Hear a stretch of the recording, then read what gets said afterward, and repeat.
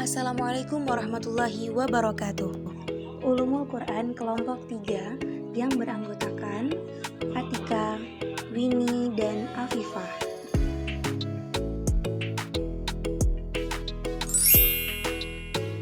Akan membahas sejarah turunnya Al-Quran. Pengertian Al-Quran ditinjau dari segi bahasa. Al-Quran berasal dari bahasa Arab, yaitu bentuk jamak dari isim masdar dari kata qara'a, yaqra'u, qur'anan, yang mengandung arti bacaan atau sesuatu yang dibaca berulang-ulang. Sedangkan menurut istilah, Al-Quran berarti kalam Allah yang diturunkan kepada Nabi Muhammad sebagai mukjizat dan disampaikan dengan jalan mutawatir dari Allah atas perantara malaikat Jibril. Membaca Al-Quran dinilai sebagai ibadah kepada Allah. Sedangkan pengertian Al-Quran secara umum dapat diartikan sebagai kitab suci utama dalam agama Islam yang diturunkan oleh Allah kepada Nabi Muhammad, yang terbagi ke dalam beberapa bab atau surah, dan setiap surat terbagi dalam beberapa ayat.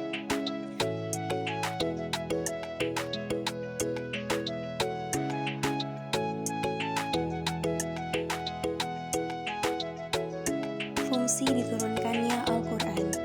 1. Sebagai petunjuk bagi manusia, yang terdapat dalam surah Al-A'raf ayat 52, yang artinya, sungguh kami telah mendatangkan kitab Al-Quran kepada mereka yang kami jelaskan atas dasar pengetahuan sebagai petunjuk dan rahmat bagi orang-orang yang beriman. 2. Al-Quran sebagai sumber pokok ajaran Islam, yang terdapat dalam surah An-Nisa ayat 105, yang artinya, sungguh kami telah menurunkan kitab Al-Quran kepadamu Muhammad, membawa kebenaran agar engkau mengadili antara manusia dengan apa yang telah diajarkan Allah kepadamu, dan janganlah engkau menjadi penentang orang yang tidak bersalah karena membela orang yang berkhianat. 3. Al-Quran sebagai pengajaran bagi manusia, yang terdapat dalam surat Yunus ayat 57, yang artinya, wahai manusia, sungguh telah datang kepadamu pelajaran Al-Quran dari Tuhanmu, penyembuh bagi penyakit yang ada dalam dada dan petunjuk serta rahmat bagi orang yang beriman. Peristiwa turunnya Al-Quran atau yang disebut dengan Nuzulul Quran. Nuzulul Quran adalah peristiwa turunnya Al-Quran kepada Nabi Muhammad. Secara bahasa, Nuzulul Quran berasal dari dua kata, yaitu nuzulul, yang artinya menurunkan sesuatu dari tempat yang tinggi ke tempat yang rendah, dan Al-Quran, kitab suci umat Islam. Jadi, Nuzulul Quran yang dapat diartikan sebagai peristiwa turunnya Al-Quran dari tempat yang tinggi ke muka bumi. Sedangkan makna secara lengkap, Nuzulul Quran adalah peristiwa turunnya Al-Quran dari Allah kepada Nabi Muhammad untuk digunakan sebagai petunjuk bagi umat Islam. Umat Islam berlomba-lomba untuk mendapatkan malam Nuzulul Quran. Malam Nuzulul Quran didapat pada bulan Ramadan tanggal 17. Keutamaan dan keistimewaan Nuzulul Quran. 1. Menguatkan hati Rasulullah dan para sahabat untuk terus berjuang dalam berdakwah dan menyebarkan agama Islam kepada semua orang. Meskipun saat itu Rasul dan para sahabat banyak mendapat cemoohan, ejekan, hinaan, serta siksaan dari pembenci Islam. 2. Sebuah tantangan serta pertolongan dari Allah untuk umat muslim untuk terus berjuang di jalan Allah dan mengharap ridho Allah. 3. Sebagai pedoman hidup dan jawaban atas segala pertanyaan manusia mengenai berbagai hal, mulai dari fikih, hukum, hingga hal lain yang sangat penting. Keutamaan Nuzulul Quran lainnya yaitu di mana malam itu lebih baik dari 1000 bulan. Disebut lebih baik dari 1000 bulan memiliki makna bahwa amalan dan ibadah yang dilakukan dalam malam Nuzulul Quran lebih baik dari amalan yang dilakukan selama 1000 bulan. Hal itu didasarkan pada firman Allah dalam surah Al-Qadr ayat 3.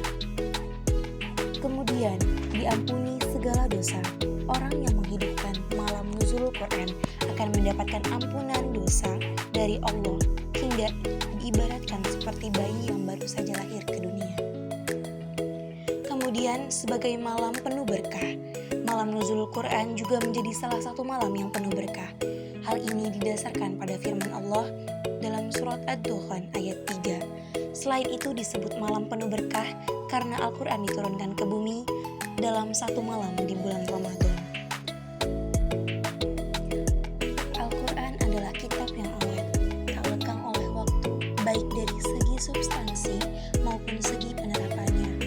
Al-Quran terlindungi dari revisi dan pergantian konten karena isinya akan selalu relevan sepanjang zaman. Jaminan keawetan Al-Quran ini secara langsung dijamin oleh Allah Subhanahu wa Ta'ala dalam surat Al-Hijr ayat 9, yang artinya, sesungguhnya kamilah yang menurunkan Al-Quran dan sesungguhnya kami benar-benar memeliharanya. Sejarah turunnya Al-Quran. Al-Quran diturunkan secara lengkap di malam Lailatul Qadar dari Lauhul Mahfuz ke langit dunia.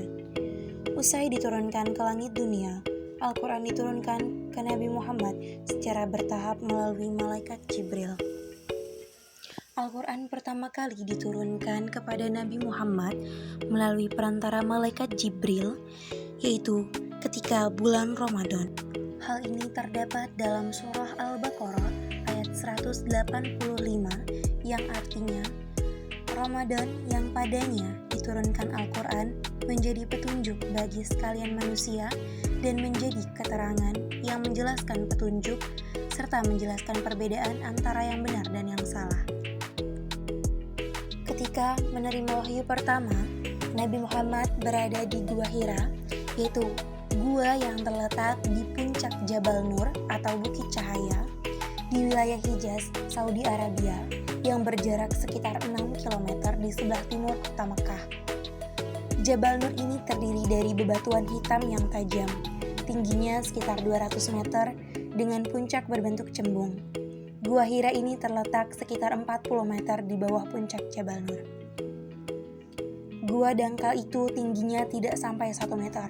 Lebarnya berkisar 1 hasta atau 50 cm dengan panjang kira-kira 2 meter. Tempat ini tergolong sempit dan kalau dipakai untuk sholat hanya bisa dilakukan oleh 1 orang saja. Di tempat inilah Nabi Muhammad sering menyendiri atau bertahanus, bermunajat kepada Allah. Beliau memikirkan keadaan penduduk Mekah yang sudah melupakan ajaran Nabi Ibrahim alaihissalam.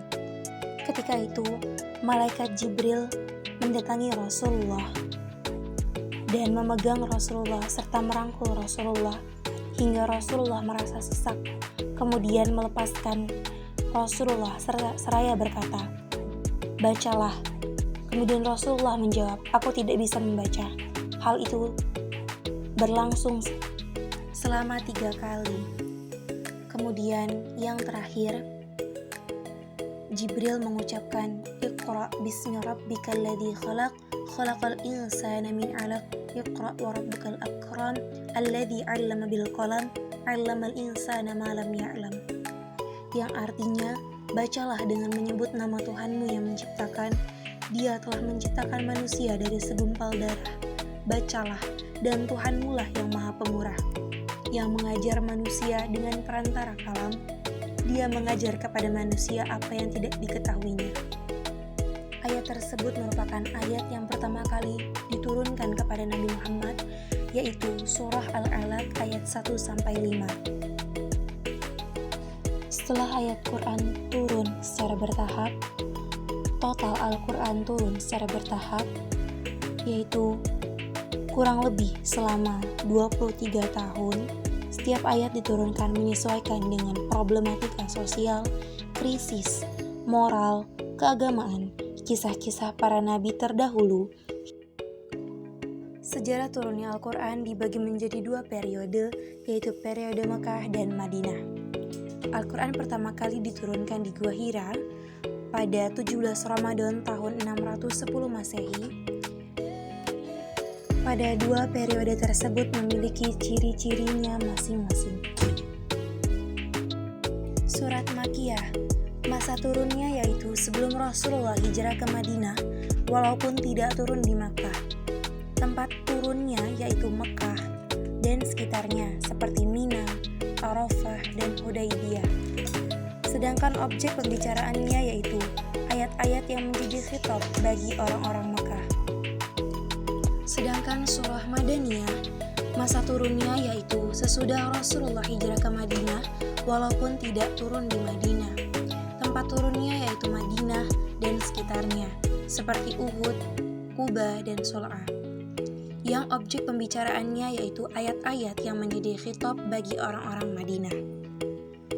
Ciri-ciri surah Makkiyah yaitu mengandung ayat sajadah yang terdapat dalam surat Al-A'raf ayat 206, An-Nahl 149, An-Nahl ayat 50, Maryam ayat 85, Al-Furqan ayat 60, Al-Insyiqaq ayat 21, dan Al-Alaq ayat 19. Juga terdapat lafaz kala pada sebagian besar ayatnya, seperti pada surat Al-Humazah ayat 4.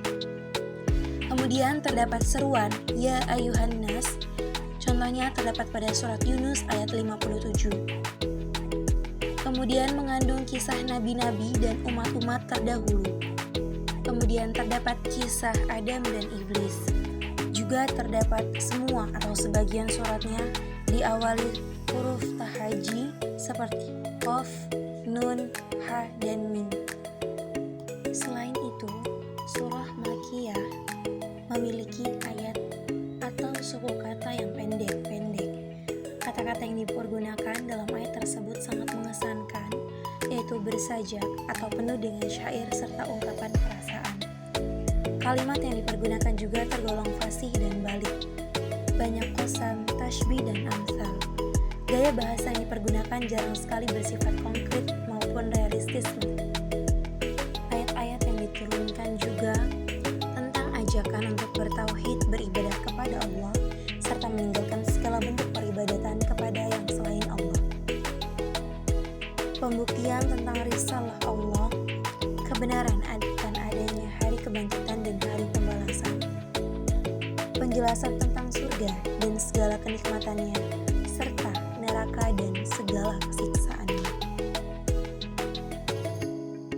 Ciri-ciri surah Madaniyah yaitu 1. Setiap surat yang berisi kewajiban atau had, sanksi pidana yang diatur dalam Al-Quran dan hadis. Kedua, setiap surat yang di dalamnya terdapat dialog dengan ahli kitab. 3. Sebagian surat-suratnya panjang-panjang. 4. Setiap surat yang berisi hukum pidana, hukum warisan, dan hak-hak perdata. 5. Setiap surat mengandung izin untuk berjihad. 6. Menjelaskan hukum-hukum amaliyah.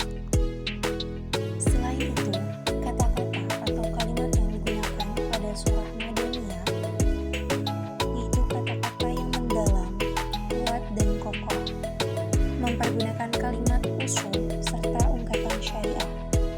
Terkadang menggunakan seruan Ya ayyuhalladzina amanu, kecuali pada beberapa tempat, yaitu surah Al-Baqarah ayat 21, An-Nisa ayat 1, Al-Hujurat ayat 13, Al-Baqarah ayat 168, An-Nisa ayat 133, dan Al-Hajj ayat 1. Yang pada ayat-ayat tersebut menggunakan Ya Ayyuhan Nas, wahai manusia. Juga terdapat surat-surat Madaniyah menyebutkan tentang orang-orang munafik kecuali pada surah Al-Ankabut. Kesimpulan, menurut bahasa, Al-Quran adalah bacaan atau yang dibaca, sedangkan menurut istilah, Al-Quran adalah kalam Allah yang diturunkan kepada Nabi Muhammad melalui perantara malaikat Jibril yang dihimpun dalam mushaf yang merupakan mukjizat Nabi Muhammad SAW. Al-Quran diturunkan bertujuan sebagai petunjuk bagi umat Islam yang diturunkan di Gua Hira pada 17 Ramadan tahun 610 Masehi dan diturunkan berangsur-angsur selama 22 tahun 2 bulan 22 hari. yang memiliki fungsi sebagai petunjuk bagi manusia, sumber pokok ajaran Islam, dan pengajaran bagi manusia. Diturunkannya Al-Quran juga memiliki keutamaan dan keistimewaan, yaitu menguatkan hati Rasulullah dan para sahabat ketika mereka mendapat cemoohan, ejekan, dan hinaan, serta siksaan dari pembenci Islam ketika berdakwah. Kemudian sebagai tantangan serta pertolongan dari Allah untuk umat muslim, dan sebagai pedoman hidup dan jawaban atas segala pertanyaan manusia. Pada malam nuzul Quran disebut sebagai malam yang lebih baik dari 1000 bulan. Kemudian pada malam itu diampuni segala dosa-dosa, dan malam itu adalah malam yang penuh dengan keberkahan.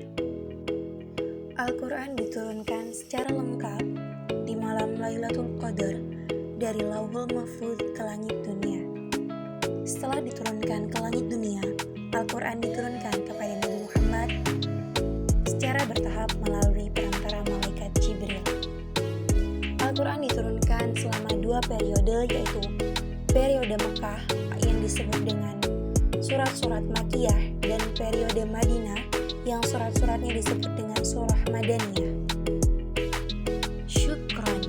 Wassalamualaikum warahmatullahi wabarakatuh.